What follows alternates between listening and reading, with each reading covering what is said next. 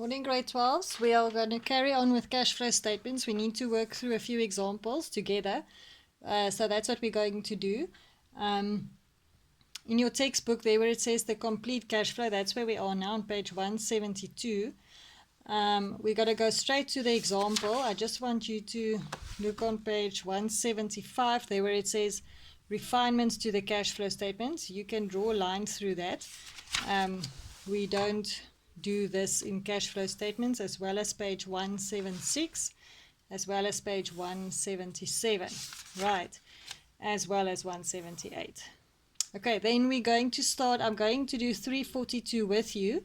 That is now where we put all the sections of the cash flow statement in together, and then you are going to do 343 for homework, and then I will post the marking guidelines tomorrow. Right, so let's look at 342 quickly. It's still very basic, but that's where we start off. So they give us the income statement, well, a part of the income statement, and then the balance sheet, and then some notes to the balance sheet. Right, so this is the information we need.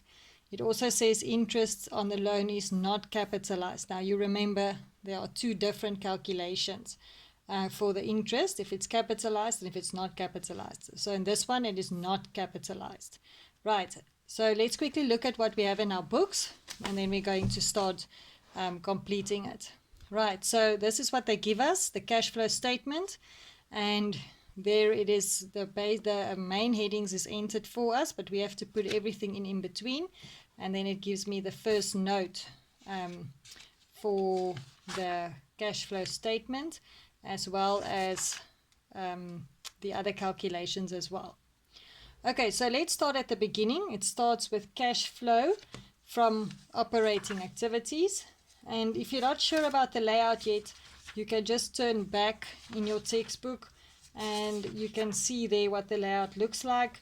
On page 173, there is the layout of the cash flow statement. So you need to learn that as well now, because we're going to use that all the time.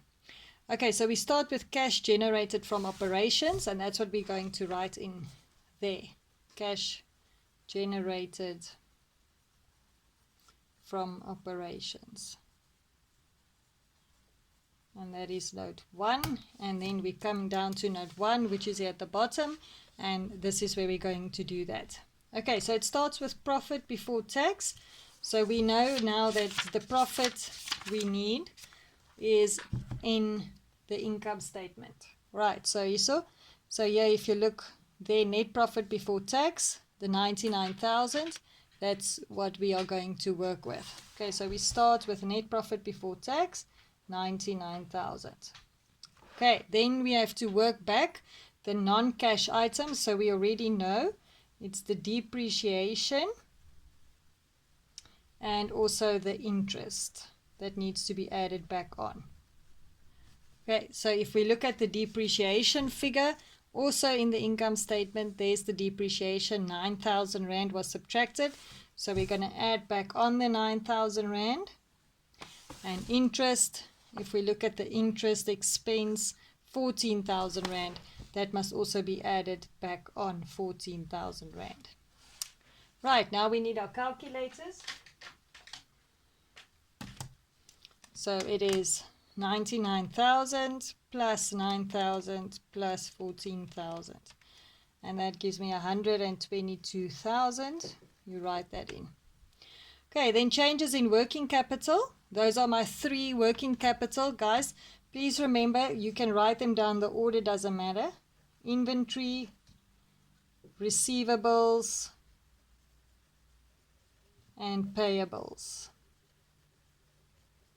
Okay, so now we're going to find them in our balance sheet. So if I look at my balance sheet, there's inventories, receivables, and here is my payables. Right, note 4. So where they give us a note, we're going to have to go look at the note.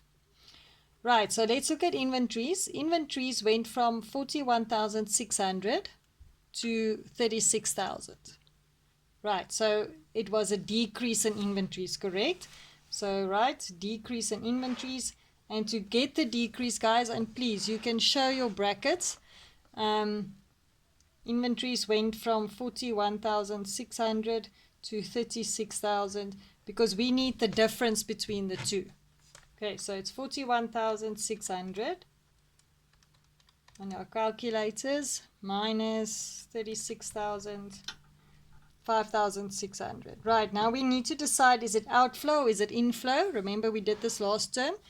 So inventories is going down, so it's inflow. Right. Then receivables, there is the receivables, went from 31,000 to 40,000. So it went up. Okay, so you have to put your arrows in, please. It went up, and I'm going to write them in the bracket, 40,000 minus 31,400, just to get the difference between the 2 years.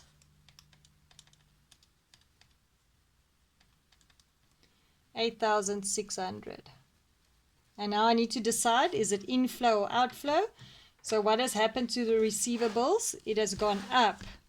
Okay, so if the receivables has gone up, what does it mean? Now you have to think of the logic. Again, remember, if receivables has gone down, it would have meant that they paid me, which would have been an inflow, right? But now receivables has gone up, so that means it's an outflow. The opposite is true. Right. Then payables, we look here, we're going to look at note 4. There's the note 4, and please remember, when they give you the note, like they do here, we cannot use all of it. We do not include SARS, and we do not include shareholders for dividends, because remember, we are also going to work out dividends paid and tax paid, and that's where we're going to use this. So we're only looking at creditors and at and also expenses payable is the interest on the loan. Okay, so that's also not part of it. So we're only going to use trade creditors because those three have got their own calculation. So trade creditors has gone from 31,000 to 43,500. It has gone up. So I'm going to write your payables has gone up. What is the difference between the two? 43,500 and 31,300. Okay, so let's work it out quickly with your calculator.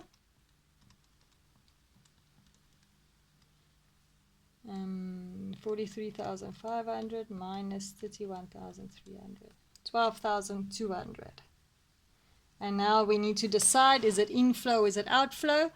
Payables has gone up. If it has gone down, it would have meant we paid them, would have meant an outflow.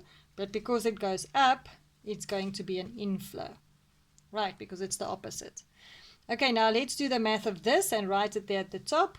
So it's positive 5,600 minus 8,600 plus 12,200. And that gives me positive 9,200.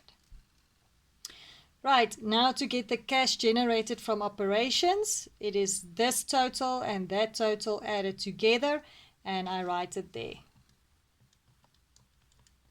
And that is 131,200. Right, and this amount has to be written at the top next to note 1, 131,200.